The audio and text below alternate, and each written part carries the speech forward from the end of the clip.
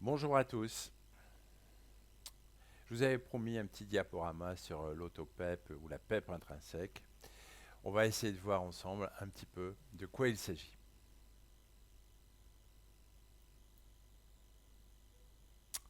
L'autopep, on peut la définir de la manière suivante. C'est la présence en fin d'expiration d'une pression alvéolaire qui sera supérieure à la pression qui règne dans les voies aériennes.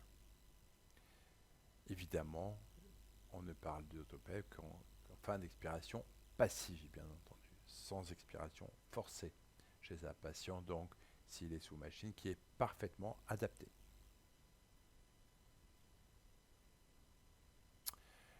Je vous donne deux situations que l'on peut rencontrer à la fin d'expiration, en fin d'expiration. Tout d'abord en ventilation spontanée, un patient donc qui respire spontanément, et d'autre part un patient sous ventilation mécanique.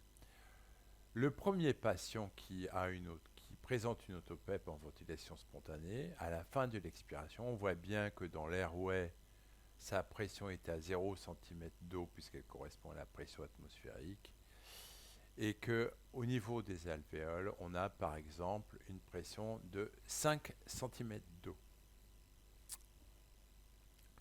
En ventilation mécanique, avec un réglage de la PEP sur la machine de 5 cm d'eau, cet autre patient va avoir une pression intra-alvéolaire à la fin d'une expiration qui sera égale à 10 cm d'eau.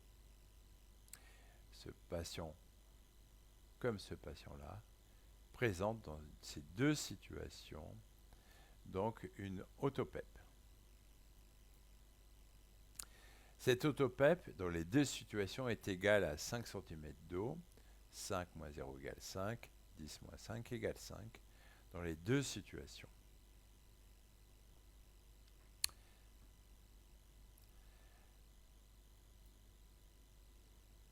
Prenons l'exemple par exemple d'un BPCO en fin d'expiration qui est en ventilation spontanée.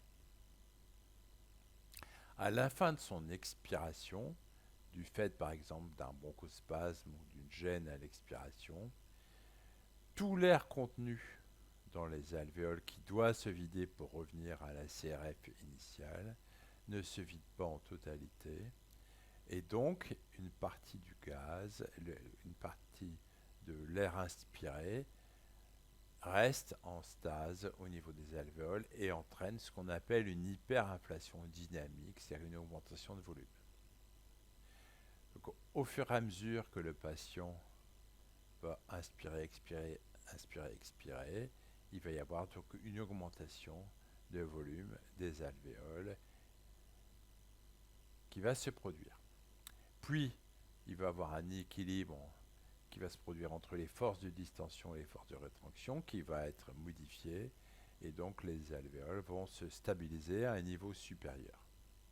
Quoi qu'il en soit, vous constatez bien que pour inspirer, le patient, le prochain cycle, va devoir faire entrer de l'air qui est à la pression atmosphérique de 0 cm. Il va devoir lutter contre les 5 cm d'eau qui sont présents au niveau des alvéoles. Et donc cela va entraîner un certain nombre d'effets secondaires, dont une augmentation du travail inspiratoire, puisqu'il va falloir forcer l'entrée entre les guillemets pour que le gaz puisse pénétrer à l'intérieur du thorax.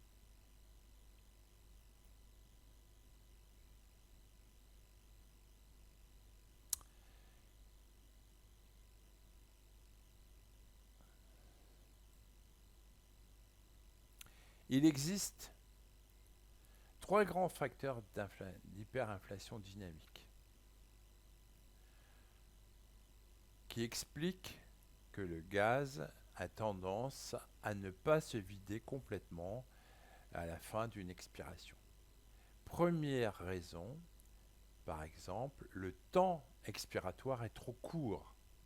Le patient, si on a fait un réglage par exemple de I sur E égale à 1 sur 1 et que le patient est plutôt broncho-emphysémateux, le temps dédié à l'expiration est trop court et donc le patient a tendance à se mettre en hyperinflation dynamique.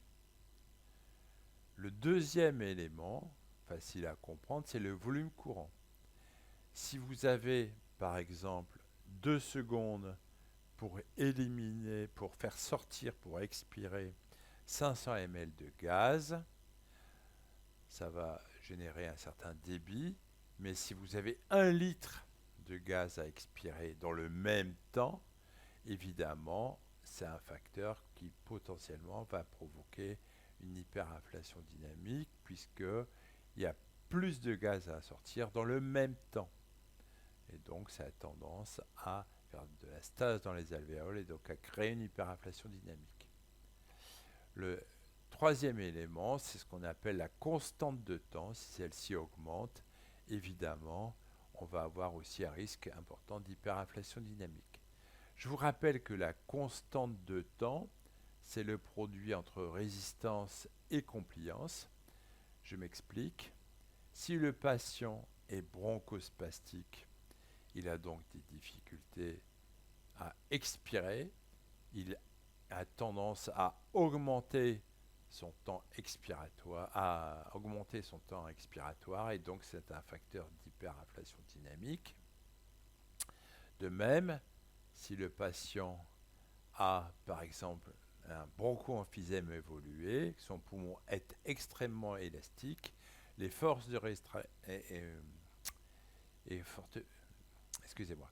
Si le patient est broncho-emphysématé de manière sévère, il va y avoir une augmentation de sa compliance et donc les forces de rétraction des fibres musculaires, des fibres élastiques pulmonaires vont être affaiblies et donc la constante de temps va augmenter également et donc ça aussi c'est un facteur d'hyperinflation dynamique. Donc 3 grands facteurs: temps expiratoire, constante de temps, volume courant. Constante de temps en fonction des résistances et de la compliance.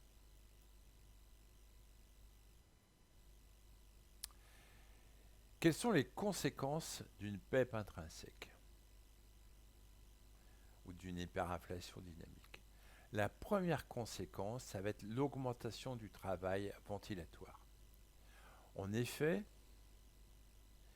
au début de l'inspiration, pour ces patients, au début de l'inspiration, il va falloir vaincre cette autopèpe pour que le gaz commence à rentrer à l'intérieur des alvéoles. Je vais essayer de vous donner un exemple de comparaison. Puisque pour ces patients, à la fin de l'expiration, le gaz n'est pas qui devait sortir de l'alvéole n'est pas totalement sorti. C'est un peu comme si, lorsque l'on prend le métro, que l'on essaie de rentrer dans la voiture du métro, alors que les gens qui doivent sortir de la rame ne sont pas encore tous sortis. Vous comprenez bien que si on veut essayer de rentrer alors qu'il y a encore un flux de personnes sortantes de la voiture de métro, ça va être un peu plus difficile. La deuxième raison qui est responsable d'une augmentation du travail ventilatoire, c'est que dans cette situation, le poumon est distendu au départ de l'inspiration. Donc les fibres élastiques sont donc légèrement étirées dès le début de l'inspiration. Et de ce fait, on va commencer avec un travail qui sera augmenté par rapport à la situation physiologique normale, puisque les fibres sont déjà un peu plus étirées. Donc c'est plus difficile d'étirer encore plus. Donc tout ça, et surtout le delta de pression, entraîne une augmentation du travail ventilatoire. Deuxième conséquence de la PEP intrinsèque, c'est le retentissement hémodynamique. C'est exactement comme pour une PEP mécanique extrinsèque. Vous savez bien que cela a un retentissement hémodynamique, parce que ça gêne le retour veineux, que cette diminution cette gêne au retour veineux entraîne une diminution du débit cardiaque, et ça peut aller jusqu'à la défaillance du ventricule droit, voire du ventricule gauche. Autre conséquence, on peut avoir une altération des échanges gazeux, car il va y avoir un poumon qui va augmenter son hétérogénéité, et de ce fait-là, donc, on aura des effets chintes qui vont survenir. Autre conséquence, et non des moindres, de la PEP intrinsèque, c'est que c'est pas du tout confortable pour le patient, que c'est source de désadaptation, et ça c'est très important, de rechercher une PEP intrinsèque chez un patient qui a tendance à se désadapter. C'est source aussi de dysynchronie du patient qui est ventilé, c'est-à-dire la dysynchronie, c'est l'absence de synergie entre le patient et le respirateur. Et la conséquence de tout ça, c'est que la PEP intrinsèque, si on y prend garde, a tendance à augmenter la durée de sevrage ventilatoire.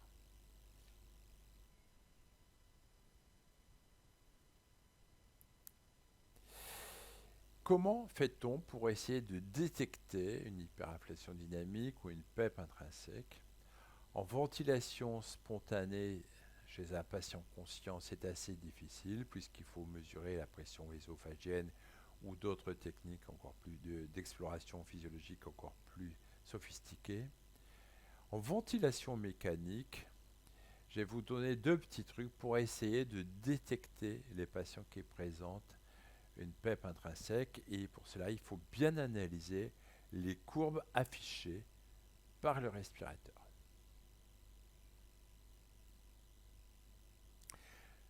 Je vous donne ici l'exemple, par exemple, d'un patient qui est ventilé en pression contrôlée. On va regarder deux courbes. Tout d'abord, les courbes de pression qui varient de la PEP de départ, qui est 5, avec une aide réglée à 19, ce qui fait que la pression de plateau va être, par exemple, ici de 24. Et ici le retour à 5, le cycle suivant, le temps dédié donc à l'inspiration, le temps dédié à l'expiration. Regardons bien les courbes de débit dans cette situation. Donc débit durant la phase de l'insufflation rapidement croissant, puis progressivement décroissant, puis arrêt du débit d'insufflation, début de l'expiration, le débit s'inverse, puis progressivement les forces de rétraction élastique du poumon diminuent parce que le poumon se vidange, et finalement, à la fin de l'expiration, le débit est revenu à 0, à ce point de départ. Cycle suivant, le débit augmente de manière positive, puis diminue, etc., etc.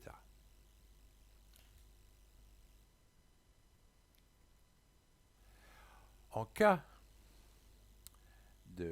d'hyperinflation dynamique, regardez bien ce qui se passe. Je vous ai expliqué que le gaz n'a pas le temps nécessaire pour sortir des alvéoles. Et de ce fait-là, à la fin de l'expiration, on s'aperçoit que le débit expiratoire n'est pas revenu à 0. Et là, lorsqu'on constate ça, lorsqu'on constate qu'en fin d'expiration, le débit n'est pas revenu à 0, on soupçonne de manière extrêmement forte l'existence d'une hyperinflation dynamique, d'une auto-PEP, chez le patient qui est par exemple ici en pression contrôlée. On aurait la même chose dans un mode de ventilation du type volume contrôlé. On regarde la courbe expiratoire et on s'apercevrait que en fin d'expiration, le débit n'est pas nul. On peut essayer de quantifier cette auto-PEP. Et pour ça, on peut le faire par exemple en ventilation en volume contrôlé chez un patient qui est correctement sédaté. On aurait par exemple ici une ventilation en volume contrôlé avec une PEP à 5, une courbe, on regarde ici la courbe de pression. Ici, on a la pression d'insufflation, l'apparition du plateau, l'arrêt de la ventilation, le cycle suivant qui se produit. Si on met une pause expiratoire chez ce patient qui est beaucoup plus longue que l'expiration pré-réglée. Par exemple, ici, on a un rapport I sur E plutôt d'environ 2 pour l'insufflation et 1 pour l'expiration. Si on prolonge longtemps l'expiration, on peut s'apercevoir que la courbe qui était ici, de pression qui était au début de l'expiration autour de 5, sans qu'il y ait aucun mouvement de la part du patient, progressivement remonte, puis se stabilise. Et par exemple, ici, à la fin de notre pause expiratoire, on a atteint un chiffre de 9 cm d'eau. Cela témoigne qu'un certain nombre d'alvéoles ont continué à se vidanger, à expirer durant ce temps de pause et ont fait monter progressivement la pression dans l'airway. Et l'autopep dans cette situation-là, par exemple, est de 5, celle qu'on a observée ici, moins la PEP qui est réglée à 5, c'est-à-dire ici 4 d'autopep dans l'exemple que je vous montre. Donc c'est une façon aussi d'essayer d'évaluer l'autopep et de voir à combien elle est, et si elle est importante ou bien pas. Il y a d'autres façons.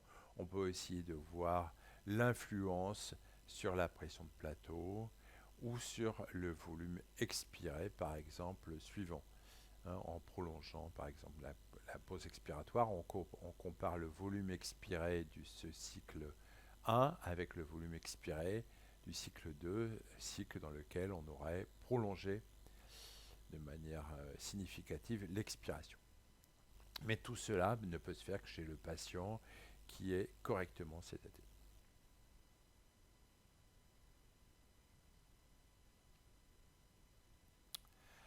Alors que faire dans cette situation? Je vais vous donner quelques pistes pour la prise en charge de ces patients qu'il faudra donc adapter patient par patient en fonction de chaque circonstance. Et donc le premier élément de réflexion, si on se dit qu'il y a une hyperinflation dynamique, le premier élément sur lequel on peut jouer, c'est augmenter le temps expiratoire.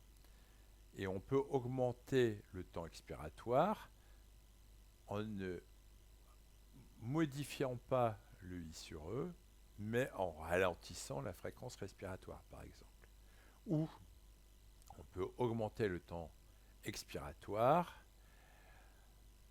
en diminuant le I sur E, en donnant plus de temps à la période expiratoire à chaque cycle. Donc vous voyez que la première philosophie, c'est d'essayer de voir si on peut augmenter le temps expiratoire. Deuxièmement, on va faire attention au volume qui doit être expiré cycle par cycle. On va faire attention au volume courant excessif. Je vous ai déjà parlé des inconvénients des volumes courants excessifs sur les lésions induites au poumon par la ventilation mécanique. Cela est vrai dans tous les modes, même en aide inspiratoire. Et lorsqu'on a un volume excessif chez un patient qui a tendance à faire de l'hyperinflation dynamique, évidemment, on ne fait qu'aggraver la situation. Donc, attention au volume courant. Une des façons de limiter l'autopep dans cette situation, c'est de réduire la valeur de volume courant et d'éviter, bien sûr, les chiffres élevés. Autre façon, c'est d'essayer de rapprocher la PEP machine de l'autopep ou de la PEP totale présent au niveau des alvéoles. Il y a des règles de calcul, on dit qu'il faut régler la PEP machine à environ 80% ou 4/5 ou 2/3 suivant les auteurs de la PEP présente au niveau dans les alvéoles à la fin d'une expiration. Le but essentiel de cela, si on augmente la PEP machine et que cela est faisable pour le patient, c'est surtout de bien diminuer le travail lié à l'inspiration chez ces patients. Et vous savez que cela est source d'inconfort, de fatigue, de désadaptation et de durée de prolongation du sevrage ventilatoire. Évidemment, si cela est lié à un bronchospasme, on utilisera des bronchodilatateurs pour essayer de lutter contre ce phénomène. Voilà, j'espère que je ne vous ai pas trop ennuyé et que quand vous entendrez parler d'autopep ou d'hyperinflation dynamique, vous comprendrez un petit peu ce qui se passe pour le patient et j'espère que vous tirez profit de ce petit diaporama dans votre carrière professionnelle. Je vous remercie, je vous souhaite bon courage pour la suite. Je referai d'autres vidéos prochainement. Au revoir.